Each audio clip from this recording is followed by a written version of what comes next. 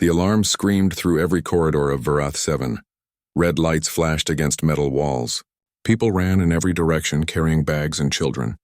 The mining colony was dying and everyone knew it. Deho wiped sweat from his forehead. His yellow construction vest was covered in dust. He had been working on the eastern support beams when the evacuation order came. Now he stood in the main plaza, watching chaos unfold around him. "Dad," a small voice cut through the noise. Nari pushed through the crowd. She was 8 years old with her hair tied back in a ponytail. Her school uniform was dirty from running. She grabbed her father's hand. "I got your message," she said, breathing hard. "Miss Hana sent all the students home." Deho knelt down to meet her eyes. "Good girl. Did you get your bag?" Nari held up a small backpack. Inside were some clothes, her tablet, and a photo of her mother. That was all she needed. "The raiders will be here in 3 hours," Deho said. He tried to keep his voice calm. "We need to get to the transport ships." Around them, aliens of different species hurried past. Tall blue Centaurians carried their children on their shoulders. Small furry pickets rolled their belongings in carts. Everyone was afraid. Raiders did not show mercy. They took what they wanted and destroyed the rest. Deho held Nari's hand tight. They joined the crowd moving toward the transport bay. The colony had 8 ships. Each could hold about 300 people. The colony population was 2,400. Everyone would fit, but barely. "Stay close to me," Deho told his daughter. They moved through the corridors. The walls shook. Somewhere deep below, machines were shutting down. The colony was turning off its own heart to avoid giving the raiders anything useful. Deho had helped build this place. 5 years of work. 5 years of drilling into rock, laying foundations, creating homes for families from 20 different worlds. Now it would all be abandoned. He thought of Minji. His wife had died 3 years ago in a transport accident. She would have hated this. She always said that what they built here mattered, that it was proof different species could live together in peace. "Dad, you're squeezing too hard," Nari said. "Sorry." Deho loosened his grip. They reached the main corridor leading to the transport bay. The crowd was thick here, everyone pushing forward. Guards were trying to keep order, but people were scared. Fear made them selfish. "I need to check something," Deho said suddenly. "What?" Nari looked confused. "I need to check the lower residential blocks, make sure everyone got out." "But Dad, we need to get on the ships." "We have time. Come on." Deho pulled Nari against the flow of people. They went down a side corridor. The lights here were dimmer. This section had already been evacuated. The apartment stood empty, doors open, belongings scattered. "Why are we here?" Nari asked. "I want to make sure," Deho said. But he was not sure why. Something felt wrong, like he was forgetting something important. They walked through the silent block. Their footsteps echoed. The alarm still blared, but it sounded distant here, hollow. Then Deho heard it. A small sound, whimpering. He stopped. "Did you hear that?" Nari nodded. It came from over there. They followed the sound to one of the larger apartments. These units were built for Thraxians. That species needed more space because of their size. The door was half closed. Deho pushed it open. The apartment was dark. The power had been cut to this section. Deho pulled out his work light and turned it on. In the far corner, something moved. "Please," a voice said. It was thick, bubbling, speaking Galactic Common with a heavy accent. "Please don't hurt me." Deho moved the light. He saw a Thraxian. The species looked like enormous slugs, but with 4 small limbs and intelligent eyes. This one was huge, even for a Thraxian. His skin was pale gray and he was trembling. "I can't walk," the Thraxian said. His voice broke. "My cart is broken. They left me." "Please don't hurt me." Deho moved closer. He saw the mobility cart lying on its side. The power cell was cracked. These carts were how larger Thraxians moved around. Without it, they could barely drag themselves. "We're not going to hurt you," Deho said. He kept his voice gentle. "What's your name?" "Volo," the alien said. "My name is Volo. I'm Deho. This is my daughter, Nari." Nari peeked around her father. "Hi," she said quietly. Volo's eyes were wet. Thraxians did not cry like humans, but Deho could see the pain there. The fear, the knowledge that he had been abandoned. "How long have you been here?" Deho asked. "Since this morning. My clan said they would come back for me. They said they would send someone. But then the alarm started and no one came." Deho checked his watch. 23 minutes until the last transport left. The transport bay was 5 corridors away. 10 minutes at a fast walk. He looked at Volo. The Thraxian was massive, at least 400 kilograms. No way to carry him, no cart, no working lifts in this section. Dad? Nari was looking at him. Deho knew what his daughter was thinking. She was smart. She could do the math. If they tried to help Volo, they might miss the last ship. If they missed the ship, they would be here when the raiders came. Raiders did not take prisoners. Not usually. He thought of Minji again. Remembered what she used to say when he faced hard choices. We help those who can't help themselves. That's what makes us different. Okay, Deho said. He started looking around the apartment. We're going to get you out of here. What? Volo stared. You cannot. I am too heavy. You should go. Save yourselves. Not happening, Deho said. He found some storage panels in the corner. Strong plastic used for shipping materials. Nari, help me with these. Together they pulled out 6 panels. Deho used his work belt to strap them together. He created a makeshift sled. It was rough, but it might work. Volo, I need you to pull yourself onto this, Deho said. The Thraxian hesitated. Why are you doing this? Because it's right, Deho said simply. Now come on. We don't have much time. Volo used his small limbs to drag himself forward. It was slow, painful to watch. But finally he was on the sled. Deho grabbed the front edge. He pulled. The sled moved a few centimeters. This was going to be harder than he thought. Nari, get behind and push when I pull. Okay, Dad. Deho set his feet. He thought of all those years of construction work. All that lifting and carrying. He pulled hard. The sled moved. Slowly. Very slowly. 20 minutes left. They had 5 corridors to cross. Deho pulled harder. Deho's shoulders burned. Sweat ran down his face and into his eyes. He pulled the sled through the first corridor. The plastic scraped against metal floor. Every meter felt like a kilometer. You should leave me, Volo said again. His voice was weak. This is foolish. Save your breath, Deho grunted. He did not stop pulling. Nari pushed from behind. Her small hands pressed against the sled. She was not strong enough to make much difference, but she tried anyway. Her face was red from effort. They reached the end of the first corridor. Deho checked his watch. 5 minutes gone. 18 minutes left. 4 more corridors to go. His breathing was already hard. The sled was so heavy. Every pull sent pain shooting through his back and arms. But he thought of Minji. Remembered her smile. Remembered how she never gave up on anyone. Keep going. He whispered to himself. The second corridor had a problem. Halfway through, an emergency door was closing. The colony's automatic systems were sealing sections to contain any damage the raiders might cause. Nari, run ahead. Hit the emergency button. His daughter sprinted forward. Her small feet pounded on the metal floor. The door was already half closed. She reached the control panel and slammed her hand on the button. The door stopped. Held. Deho pulled faster. His muscles screamed. He ignored them. The sled scraped through the doorway with centimeters to spare. As soon as they were through, the door continued closing behind them. Good job, Deho panted. Nari smiled, but she looked scared. They moved into the third corridor. This one was dark. The power had failed here completely. Deho used his work light, holding it in his mouth while he pulled. The beam bounced with each step. Tell me about your family, Volo, Nari said suddenly. Deho glanced back. His daughter was talking to keep the alien calm. Smart girl. I do not have family, Volo said quietly. Not anymore. Why not? My people do not want me. I was born different. My legs do not work like other Thraxians. I cannot move fast. I cannot fight. In my culture, weakness is shameful. That's mean, Nari said. It is our way. Well, it's a stupid way. Despite everything, Volo made a sound like a laugh. Perhaps you are right, small one. Deho felt something wet on his shoulder. He reached up and felt blood. He had torn something. The pain was getting worse.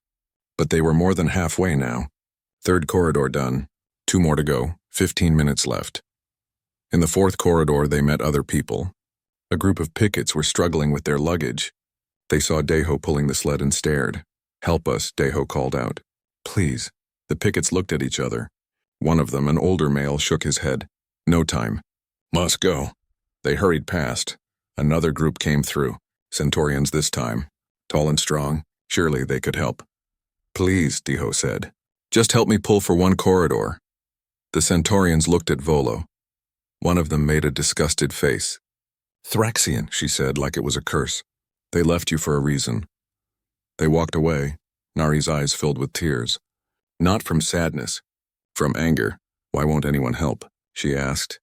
Because people are scared, Deho said. Fear makes us small, he kept pulling. His vision was starting to blur. The pain in his shoulder was terrible now.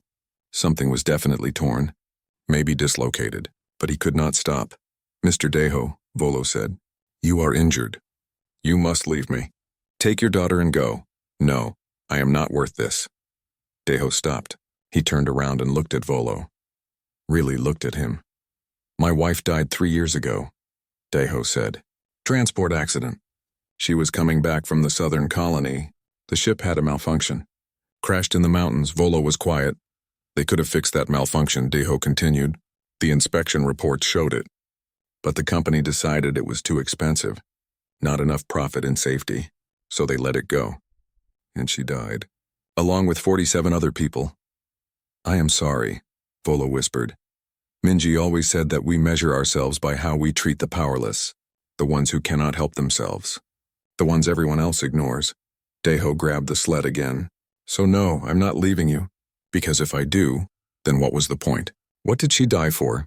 He pulled harder. Ignored the pain. Ignored everything except moving forward. They entered the 5th corridor.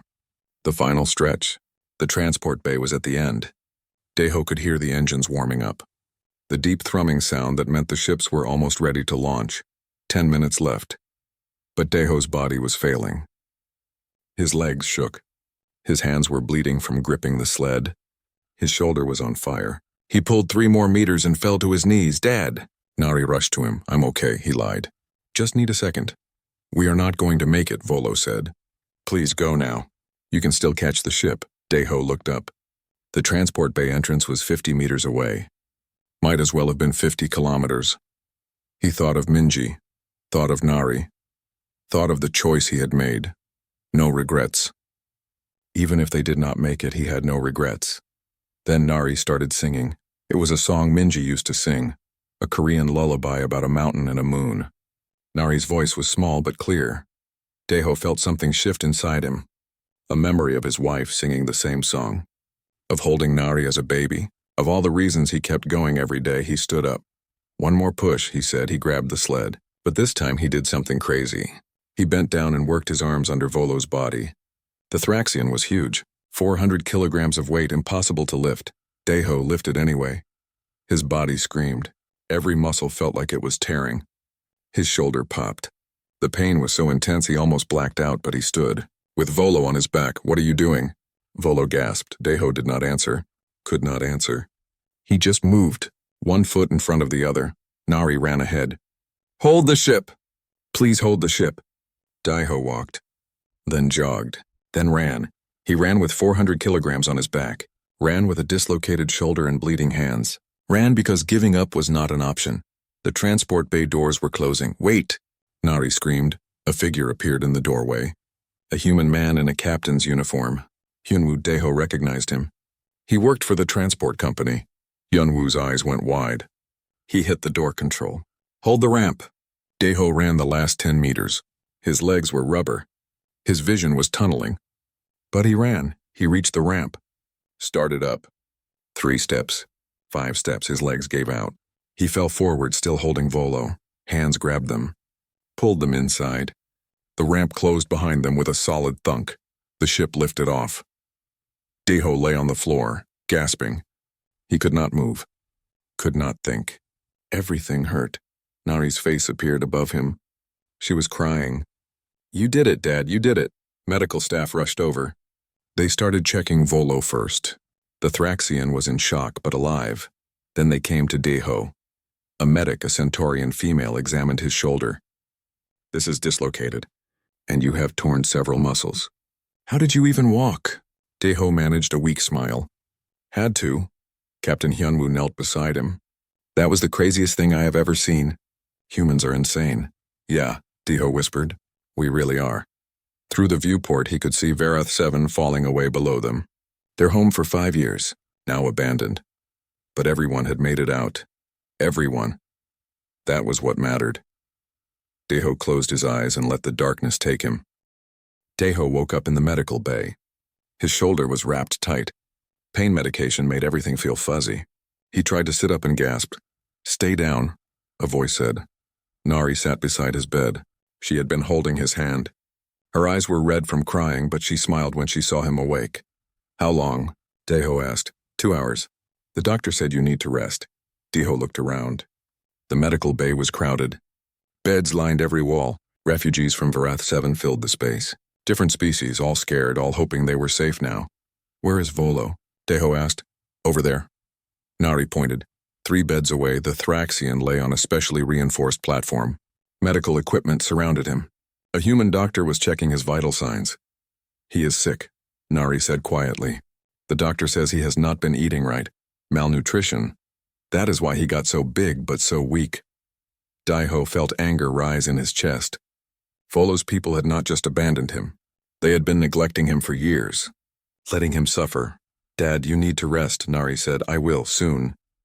But Deho pushed himself to sitting position. The pain made him dizzy. The ship shuddered suddenly. Alarm lights flashed. What was that? Someone shouted. Captain Hyunwoo's voice came over the speakers. All passengers remained calm. "We have a situation." The medical bay door opened. Hyunwoo rushed in. His face was pale. "Deho, I need you on the bridge." "What?" "Why did the raiders?" "They caught up with us." Deho's stomach dropped. "How is that possible?" "They must have been closer than we thought." "Or faster ships." Hyunwoo helped Deho stand. 3 warships. "We cannot outrun them." They moved to the bridge. Nari followed, refusing to leave her father. The bridge was small but filled with displays showing space around them. 3 dots moved on the screen, getting closer. "Communication coming in," the pilot said. A face appeared on the main screen. Reptilian features. Scarred and cruel. A Kresh warrior. The species was known for being raiders and mercenaries. "Human transport," the Kresh said. His voice was like gravel scraping metal. "You will stop your engines. We will board. Give us all valuable cargo. The rest we will space." Space, meaning they would throw people out airlocks. Let them die in vacuum. "We are a refugee ship," Hyunwoo said. "We have no cargo. Just families." The Kresh smiled. It was not a pleasant sight. "Families can be sold. Stop your engines or we open fire." The communication ended. Hyunwoo looked around the bridge. "Options?" "We have none," the pilot said. "This is a civilian transport. No weapons, no shields. If they fire, we are dead." "So we surrender," someone said. "And they space half of us anyway," Hyunwoo replied. "That is what raiders do. They take what they want and kill the rest." Deho leaned against the wall. His mind raced. There had to be something, some way out. But he was just a construction worker. What could he do? "I can help." Everyone turned. Volo was in the doorway. He had somehow dragged himself from the medical bay. His body left a trail of moisture on the floor. "You should be resting," the doctor said, following behind him. "No time," Volo replied. He looked at Captain Hyunwoo. "I can stop them, but I need equipment. And 30 minutes. How?" Hyunwoo asked. Volo's eyes were steady. "I know their encryption codes. I can hack their systems." "How could you possibly know their codes?" "Because I designed them." The bridge went silent. 3 years ago, before my clan abandoned me, I was their lead systems engineer, Volo explained. I created the communication and security protocols for the Kresh Raider fleet. I was good at it. Too good. The clan leaders feared my intelligence, feared I might use it against them, so they claimed I was defective, broken, cast me out. "Can you really hack their ships?" Deho asked. "Yes, but I need a quantum relay, and time to work." Hyunwoo made a decision. "We have a relay in engineering. Small one, but it should work." He turned to the pilot. "Open communication again." The Kresh's face reappeared. "We will surrender," Hyunwoo said. "But it will take time to shut down all systems safely. Give us 1 hour. Then you can board," the Kresh laughed. "You have 30 minutes. Then we board or we fire." The communication ended again. 30 minutes, Hyunwoo said to Volo. "Can you do it?" "I must." They moved to the engineering section. Volo worked at a terminal, his small limbs moving across the controls. Deho watched amazed. The Thraxian's fingers moved faster than seemed possible. Nari stood beside Volo. What are you doing? Creating a backdoor into their communication network, Volo explained while he worked. Every system has weaknesses. I built many of those weaknesses into their codes. Insurance in case they ever turned on me. His laugh was bitter. I was right to be paranoid. Numbers and symbols flowed across the screen. Daiho could not understand any of it. But he could see Volo was brilliant. Why did you never use this before? Daiho asked. Why not go back? Prove your worth? Volo's hands paused for just a moment. Because they would kill me. My knowledge makes me dangerous to them. As long as I was just a broken, helpless outcast, I was beneath their notice. But if I showed what I could do, he returned to typing. Better to be thought weak than dead. But now you are showing us, Nari said. Yes, because you showed me something first. What? That some people still help those who cannot help themselves. That kindness still exists. Volo looked at Daiho. You carried me when you should have left me. You risked your life and your daughter's life. For me, a stranger, an alien, someone your species has no reason to care about. That is what good people do, Daiho said simply. Then I will try to be good people too. 20 minutes passed, then 25. How much longer? Hyunwoo asked. He was pacing, the stress clear on his face. Almost there, Volo said. Just need to bypass their final authentication protocol. 28 minutes, they are powering weapons, the pilot called from the bridge. Got it. Volo slammed a button. On the screens, they could see the 3 raider ships. Suddenly, their lights flickered. Then went dark. What did you do? Hyunwoo asked.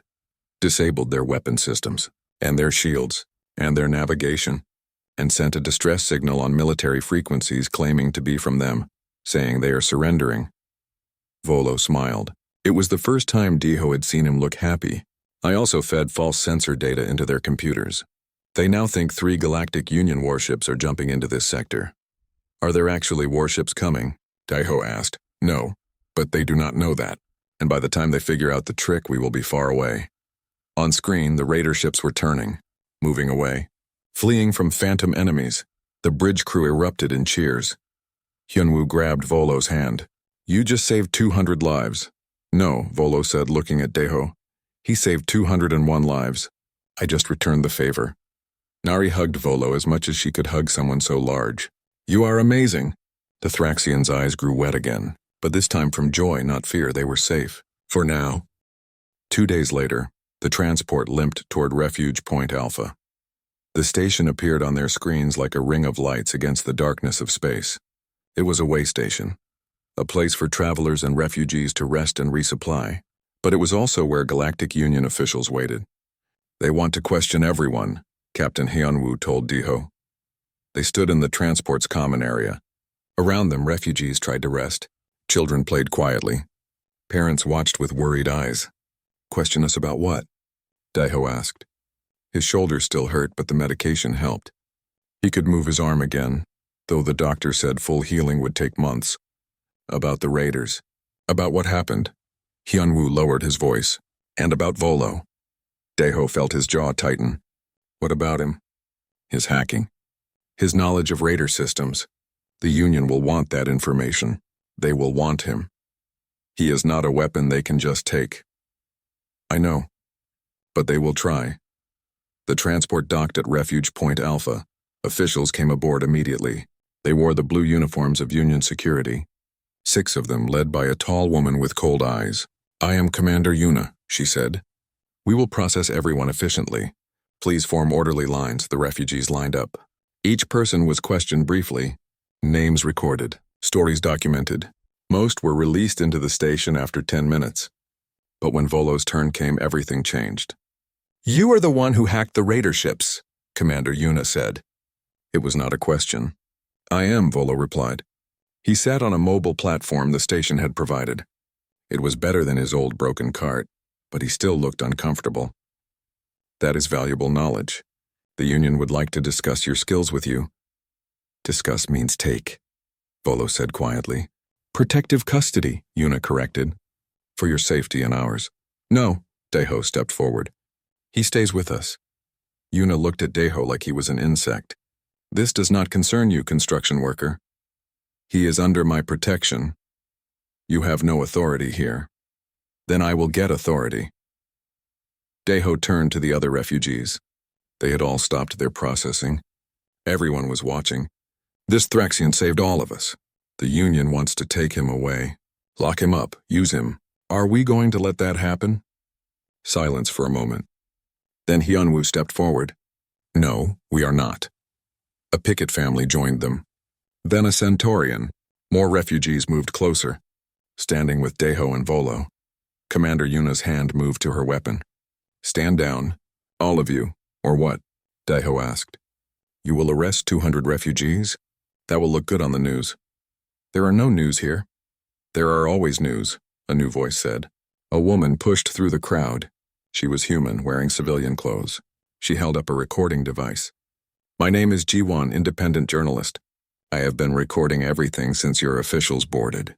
Very interested story, I think.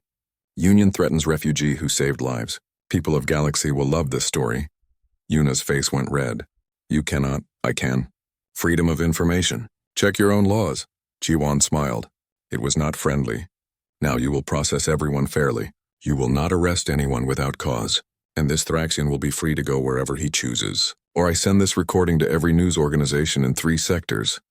Commander Yuna stared at Ji-won, then at Deho, then at the crowd of refugees standing together. Fine, she said through gritted teeth.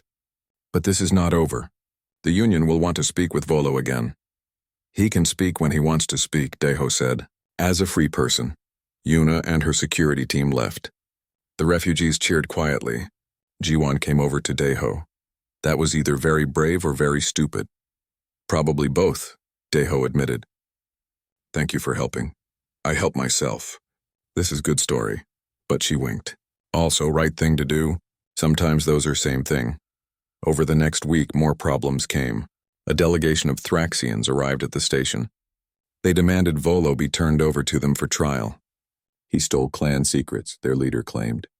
He is criminal, but Volo had not stolen anything. He had used knowledge from his own work.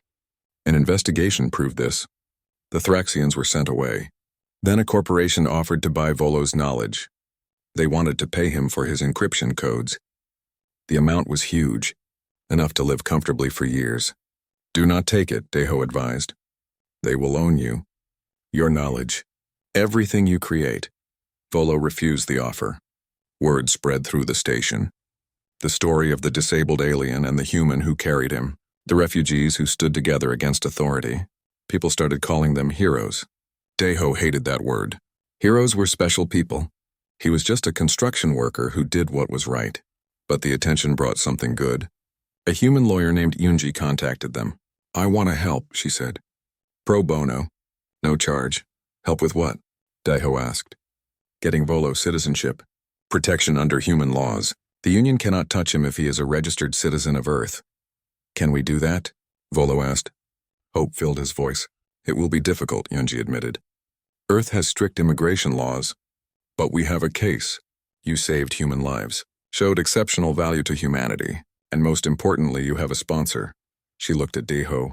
A sponsor? Someone willing to take responsibility for you. Give you a home. Help you integrate into society. Yoonji smiled. I checked.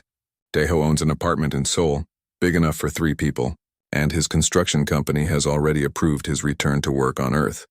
They want their best foreman back. Deho had not thought that far ahead.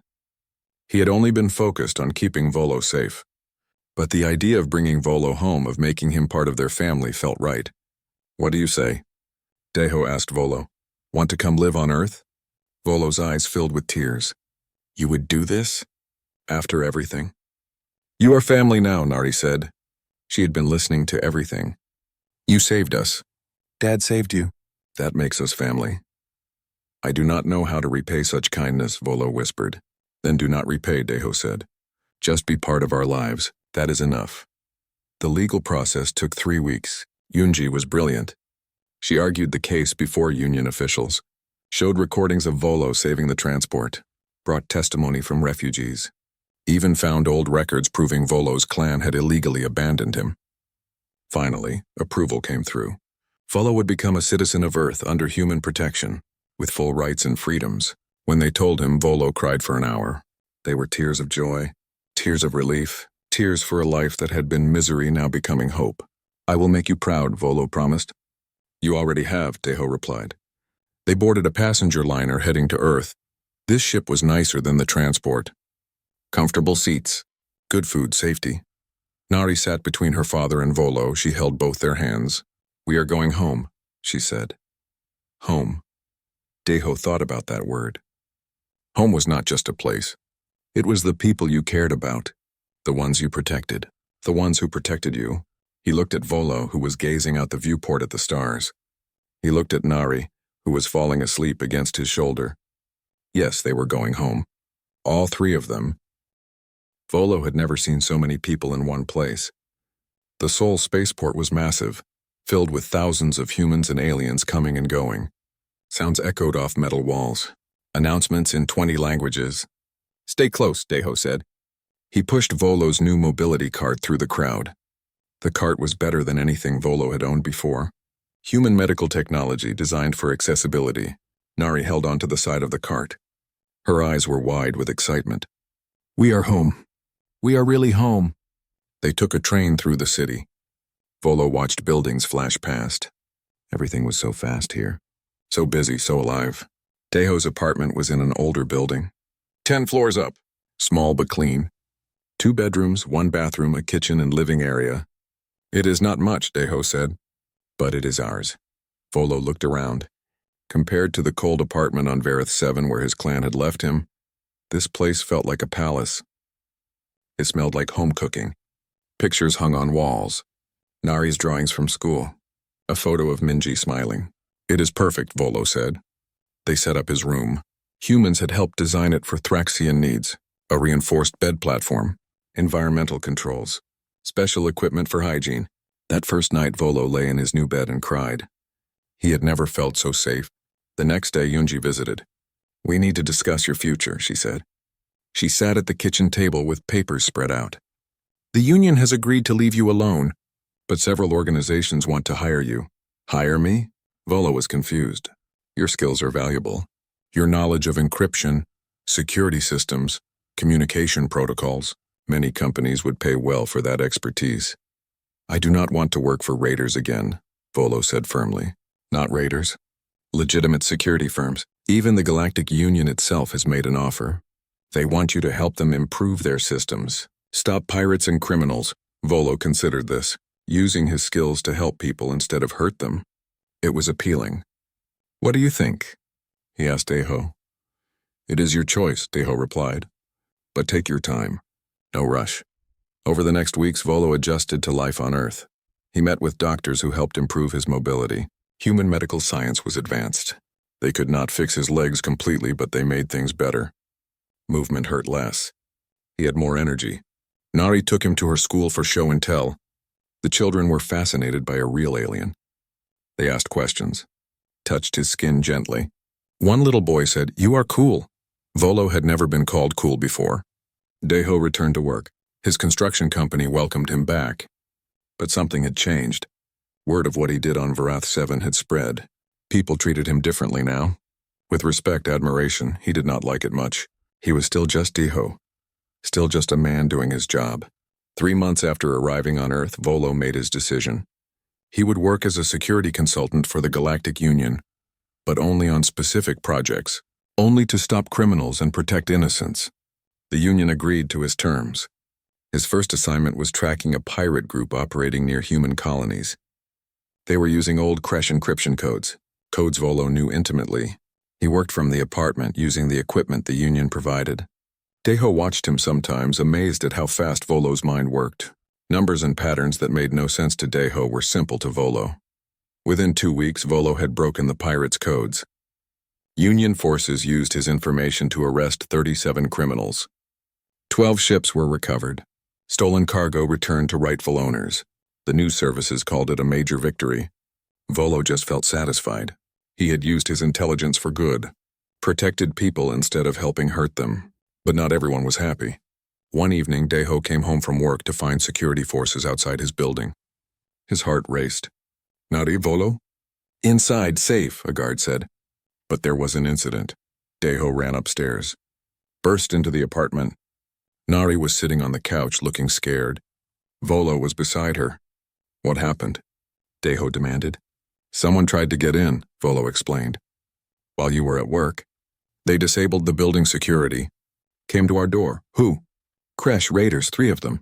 Volo's voice shook. They wanted revenge. For the codes I broke. For the pirates I helped catch. How did you stop them? We didn't, Nari said. Mrs. Soman from downstairs did. Mrs. Soman was an elderly woman. Lived alone. Always smiled at them in the hallway. She heard them breaking in, Volo continued. Called security. Then came up with her stunner. She is retired police, apparently. Held them off until help arrived. Deho felt cold. His daughter and Volo could have been hurt. Or worse. We cannot stay here, he said. Not safe anymore. Where would we go? Volo asked. That night they had a long discussion.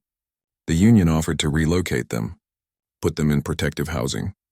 Give them guards. I will not live in a cage, Volo said. I escaped one prison. I will not enter another. Then we need another solution, Yunji said. She had come immediately when she heard about the attack. You need security, but also freedom. What about a community? Deho suggested. Not just us. Other refugees. Other people who need protection. Like a safe house? Yunji asked. More like a neighborhood. Where everyone watches out for each other. The idea grew. Over the next weeks, they found others in similar situations. Refugees from different worlds. People who had been outcasts. Those who needed safety but also dignity. A human businessman named Chanwu heard about their plan. He owned land outside Seoul. Offered to help develop it. Build your community, he said. I will provide the land.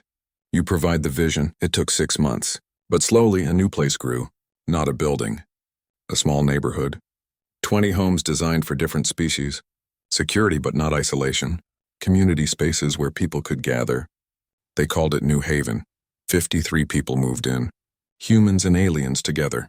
All of them had stories like Volo's. All of them had been abandoned or hurt by their own kind. Deho's family took the first house. It was bigger than their apartment. Space for Volo to work. A room for Nari. A workshop where Daiho could do small construction projects. On their first night there, they sat outside. The stars above were the same stars Volo had seen from Varath 7, but everything else was different. Thank you, Volo said quietly. For what? Deho asked. For not leaving me. For carrying me when I could not walk. For showing me that kindness exists. You would do the same for others, Deho said. I would. And I will. Volo looked at the other houses. Lights in windows. People inside feeling safe. This place. This community. It exists because you refused to give up on one useless alien. You were never useless, Deho said firmly. You were waiting for someone to see your worth. Nari came outside with drinks. Uncle Volo, Mrs. Hana wants to know if you can help her son with his math homework tomorrow. He is struggling. Of course, Volo said. I would be happy to help. Uncle Volo. The title made him feel warm inside. They sat together under the stars. A human, his daughter, and a Thraxian, family not by blood but by choice. In the distance, someone was playing music. Laughter drifted from another house. Children calling to each other in mixed languages. This was what Minji had believed in. People from different worlds living together, helping each other, building something better than what came before. Deho thought of that day on Varath 7, the choice he made, the impossible weight he carried. He would make the same choice again. Every time. Because that is what good people do.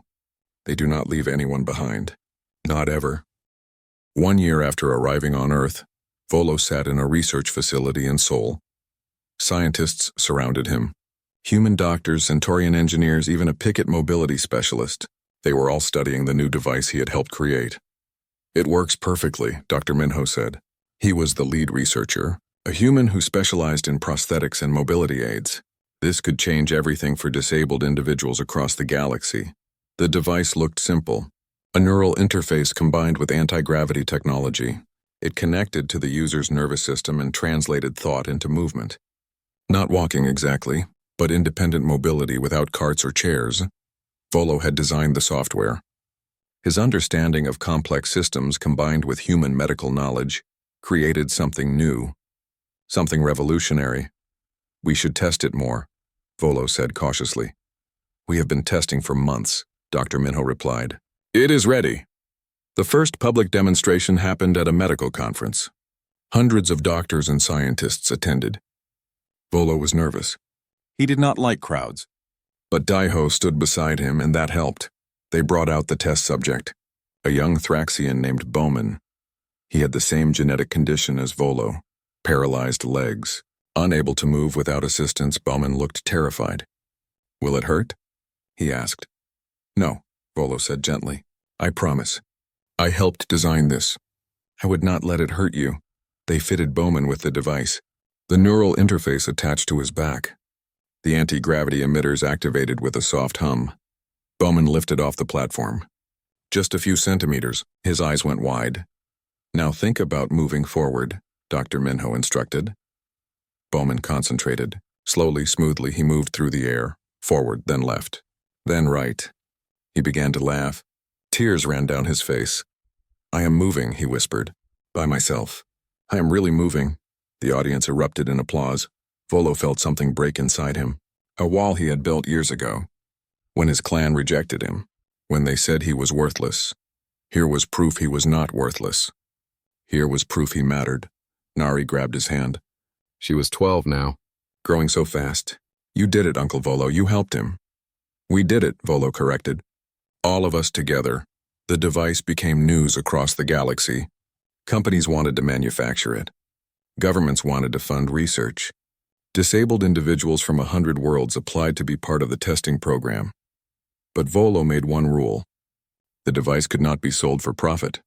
It had to be accessible, affordable, available to anyone who needed it regardless of wealth. Some companies complained. Yunji handled them. Non-negotiable, she told them firmly. This is about helping people, not making money. In the end, the Galactic Union itself agreed to fund production. The device would be distributed through medical facilities. Free for those who could not pay, subsidized for those who could. Within 6 months, 3,000 individuals were using Volo's device. Within a year, that number grew to 20,000.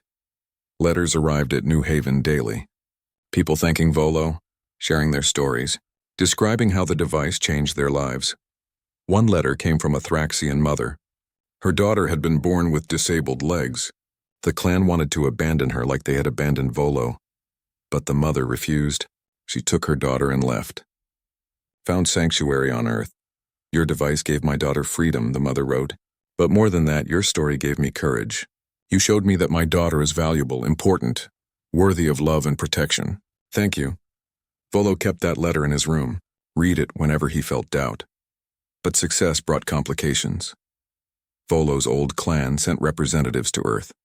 They wanted him back. Claimed they had made a mistake. Offered him high positions, wealth, status. You could be a hero to our people, their leader said. He was an older Thraxian named Oneshik.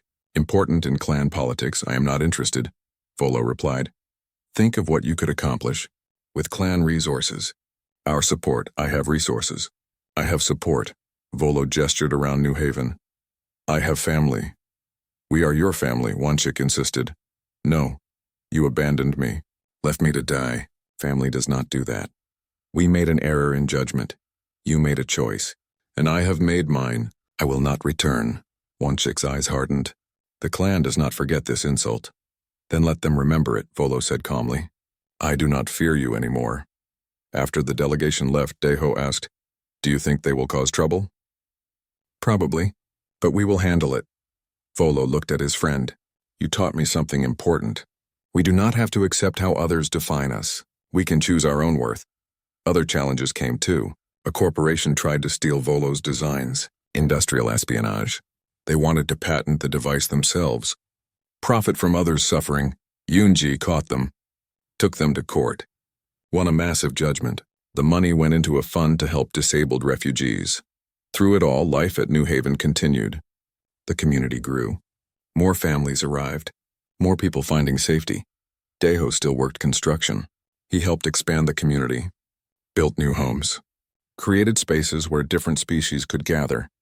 Nari excelled in school. She learned multiple alien languages. Made friends from a dozen worlds. Teachers said she had a gift for diplomacy.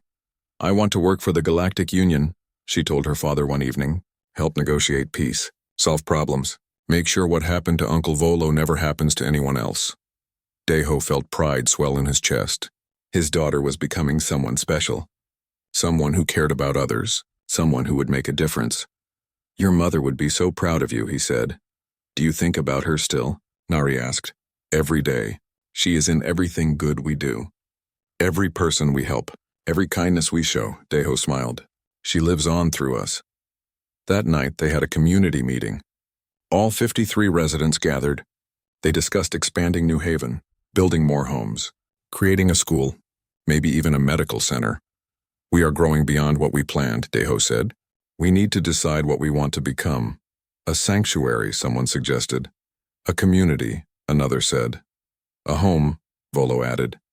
A place where anyone can belong. Where no one is abandoned. Where everyone has worth, they voted. Unanimous agreement. New Haven would expand, become something bigger. A model for other communities across the galaxy. That night, Volo worked late in his lab. He had new ideas. A device to help blind individuals see through neural interfaces. Another to help deaf individuals hear. So many possibilities. Deho brought him tea. You should rest. Soon. I want to finish these calculations. The work will be there tomorrow. I know. But every day I delay is another day someone suffers. Volo looked at his friend. You showed me that we cannot wait to help people. We must act when we can. While we can.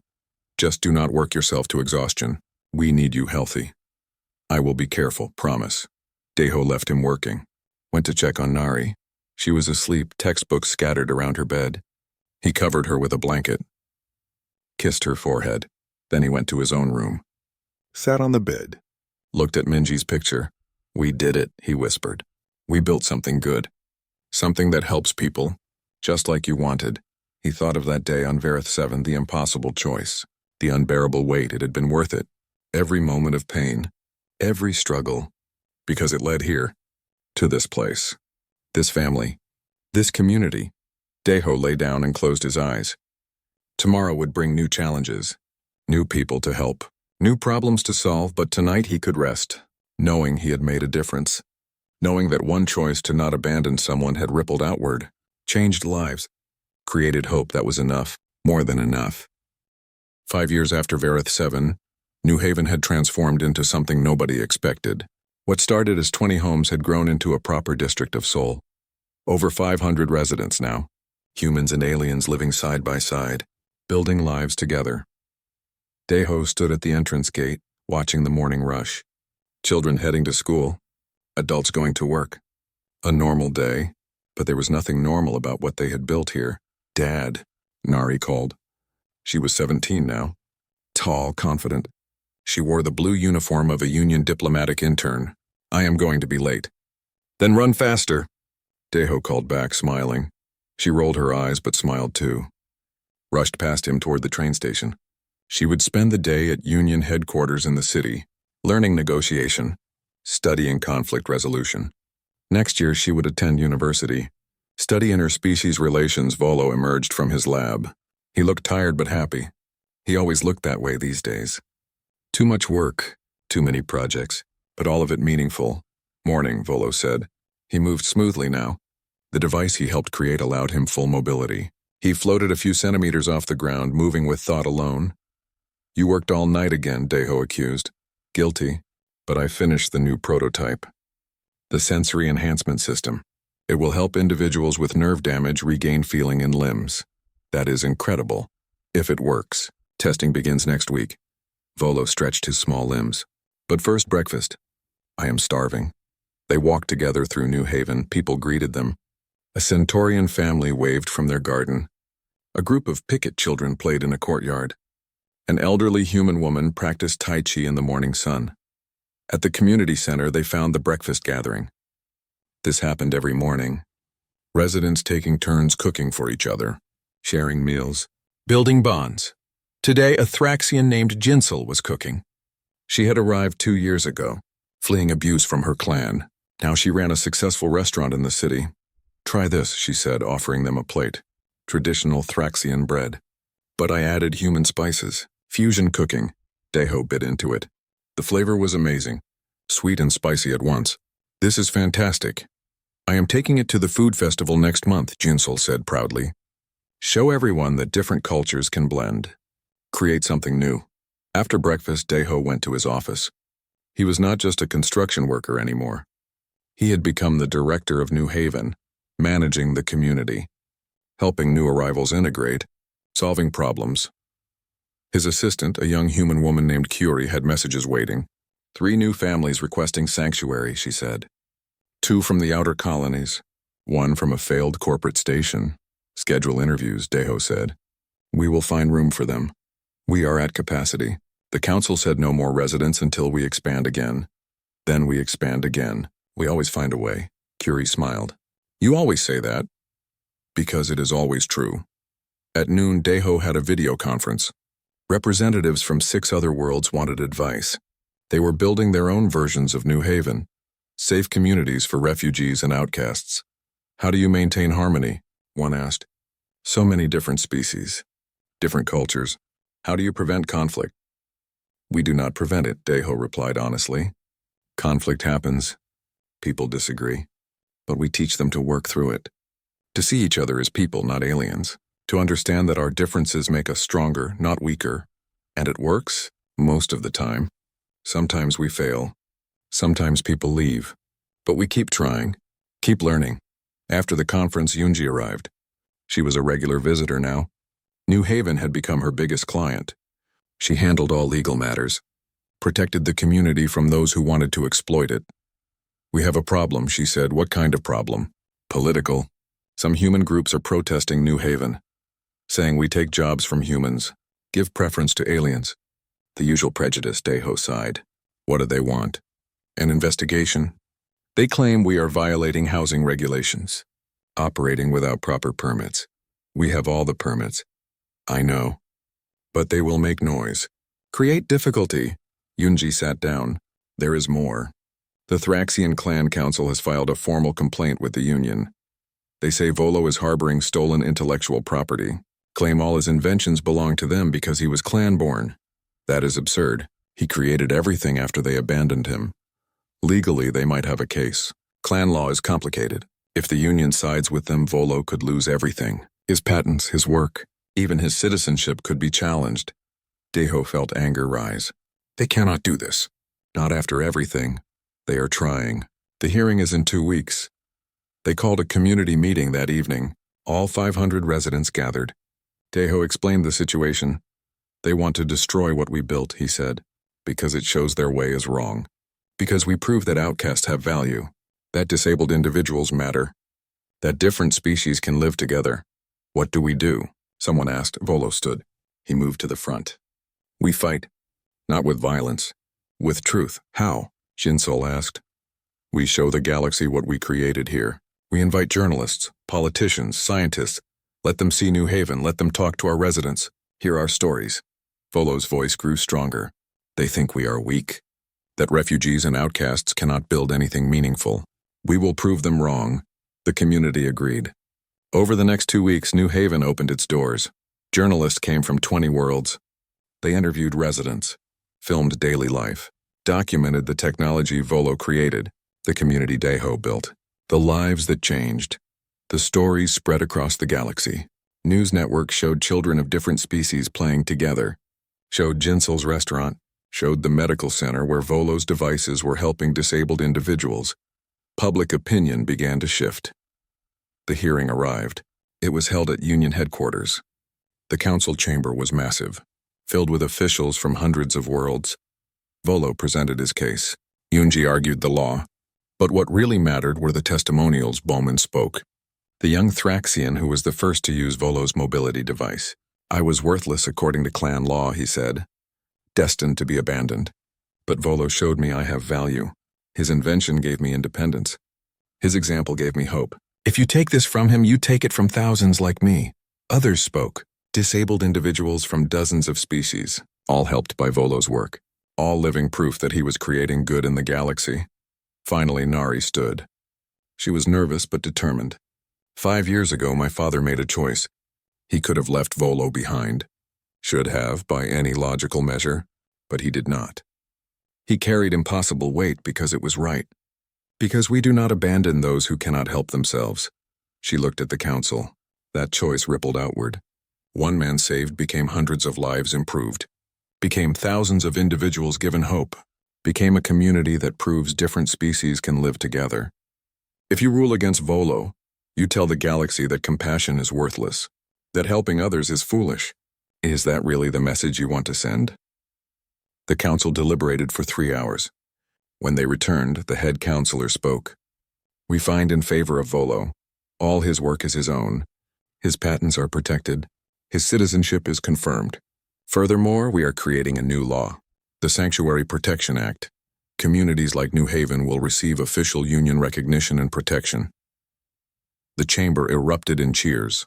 Outside, crowds had gathered. Thousands of people, humans and aliens together. They had been watching the proceedings on screens. When the decision was announced, they celebrated. Deho found Volo in the crowd, pulled him into a hug. We won. No, Volo said. Everyone won. Everyone who was ever told they had no value. We proved them wrong. That night, New Haven had a massive celebration. Music played. Food was shared. People danced and laughed. Daiho stood with Nari and Volo, his family. Not by blood, by choice, by love. Remember Varith 7? Nari asked. When you carried Uncle Volo through the colony? I remember, Daiho said. Did you know then that it would lead to all this? No. I only knew I could not leave him behind. That is humanity's greatest strength, Volo said. You do not calculate odds. You do not measure worth by profit or power. You see someone who needs help and you help them, no matter the cost. Not just humans, Daiho corrected. Good people. From any world, any species. We all have that capacity. We just need to choose it. A young Thraxian approached them. He was small, moving awkwardly on a mobility cart. His eyes were fearful. Please, he said.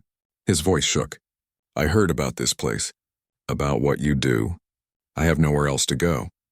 My clan abandoned me. I cannot walk. Please don't hurt me. Nari stepped forward immediately. She knelt down to his level. You do not have to walk. We will help you. That is what we do here. Welcome home, Volo said. He placed a gentle hand on the young Thraxian's head. You are safe now. You are wanted. You matter.